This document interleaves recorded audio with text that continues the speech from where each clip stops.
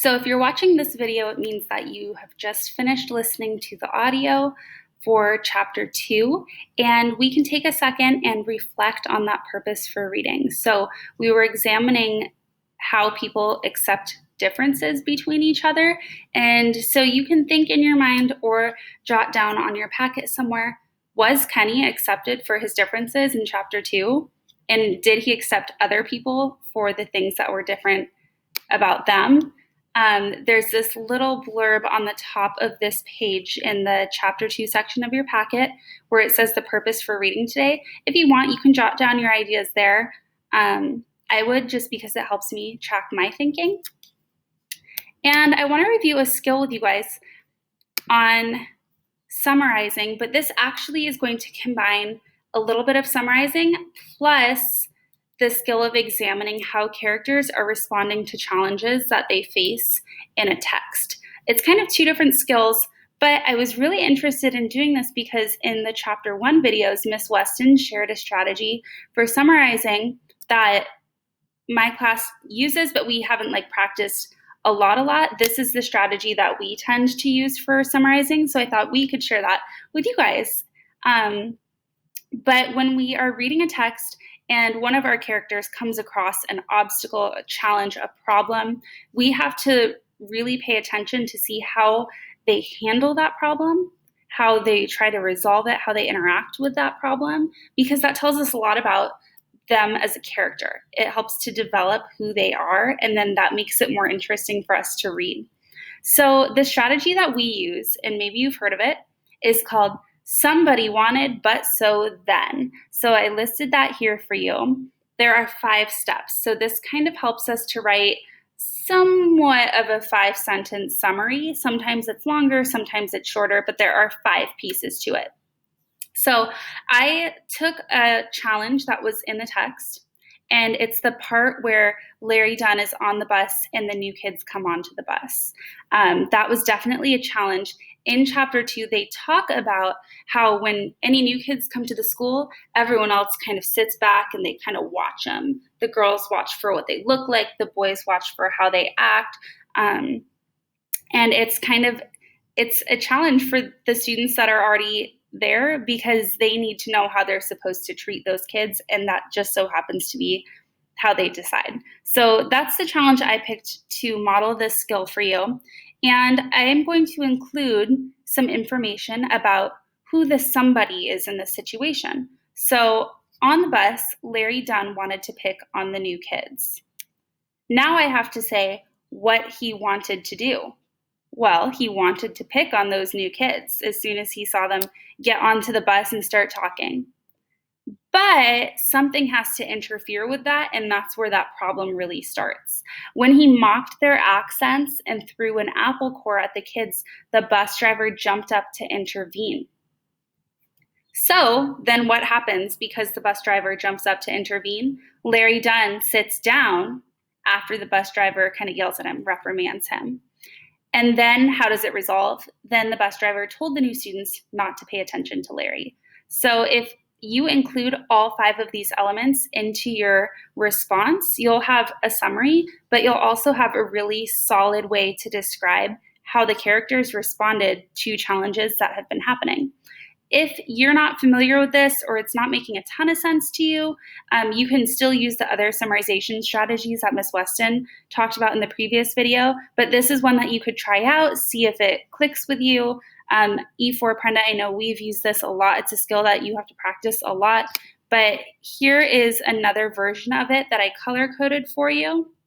So you can see which part of my summary matches each part of the summarization elements. So you can see Larry Dunn's name is in pink because he's the somebody that I'm talking about in my summary. My orange is the wanted element. So what did Larry Dunn want to do? He wanted to pick on those new kids. But what happens? In green, you can see the bus driver jumps up to intervene. In blue is my so Larry Dunn sits down, and then is in a light purple, the bus driver told the new students not to pay attention to Larry. This summary shows how Larry Dunn and the bus driver responded to these challenges of the new kids getting onto the bus.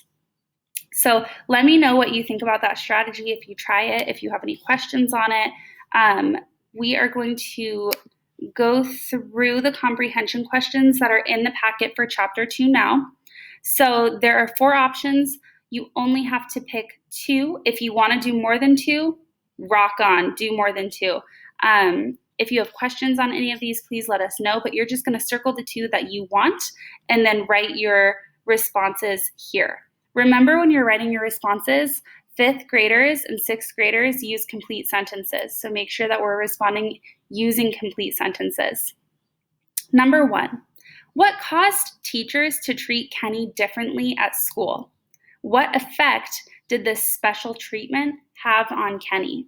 So for this one, you need to look for the part in the text that talks about Kenny at school. There's a second part to this question. So this is a question that we have to pay special attention to. Since there are 2 parts, we can't forget that second part. What effect did this treatment have on Kenny? So think of this part like this. Because the teachers treated him in a special certain way, how did that impact Kenny? Question 2, why did Byron show Kenny how to squint and look at people sideways, but then sometimes call him Cockeye Kenny himself? This question kind of reminds me of like movies and TV shows where there's a scene and they're like, hey, you can't treat my friend that way. I'm the only one that gets to treat my friend that way. So think about maybe connections to your own life or to real life, or TV, movies. Maybe you've kind of seen another situation like that. You're going to have to make an inference for why he would sometimes call Kenny that, even though he's teaching him how to avoid looking like that. Question 3, how do you think Kenny feels when the other students call him names? Make an inference and explain your thinking. So for this one, an inference, Ms. Weston explained it perfectly. It's combining what's in the text with what's in your brain. So I don't know if you could see my hands there. Mrs. Layton taught me this. She said for an inference, you connect the book and the brain, and that's 2 things, book and brain. So that's how you remember it's a level 2. And then number 4, how does the bus driver feel about how Larry Dunn treats the new boy? What does the bus driver say that makes you think that he feels that way? So if you were paying attention during this piece here, you might find some information that could assist you. As soon as you're done with those comprehension questions, we can move on to the activities. There are a couple of options, and you only have to choose one. So option 1 is to describe Rufus, the new student. What are his character traits? And in parentheses here, there's a little description of character traits in case you're like, what are those? What kind of person he is, what kind of person he acts like, what he looks like. You can describe what his values are. So some common character traits would be like, is that person kind? Is that person trustworthy? Is that person responsible? Are they young? Are they playful? You can describe their personality, what they look like, how they act, any of those things. And then the next part of this one is to make a prediction. What role do you think Rufus will play in the story? So the character traits you can list in this box and the predictions in the second box. Option 2 is, what advice would you give Kenny about getting along with his older brother Byron? On a scratch piece of paper, write him a note giving him advice. So you're going to have to act like you know Kenny and you're writing a note to him, talking to him like he's your friend. And when you're done with the comprehension activities, you can go ahead and complete one of the exit tickets. Again, you only have to pick one of these to answer, so circle which one you're going to pick, and then you can write your response here at the bottom. So option number 1, in your opinion, did the students on the bus treat the new student with kindness and empathy? Why or why not?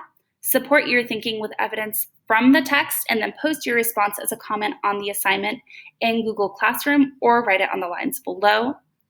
Option number 2, on page 28, Kenny says a miracle happened. He was sent a savior. Why does Kenny view the new Southern boy as his savior? And do you agree with his judgment of this? Post your response as a comment on this assignment on Google Classroom, or you can write it on the lines below. And then the next page in your packet is for Chapter 3. So for Chapter 3, you'll see Miss Weston, and let us know if you have comments, questions, if you found any cool information on the Harlem Renaissance or anything like that. We're so excited to be doing this with you. Stay safe. We miss you, and I'll see you in the videos for Chapter 4.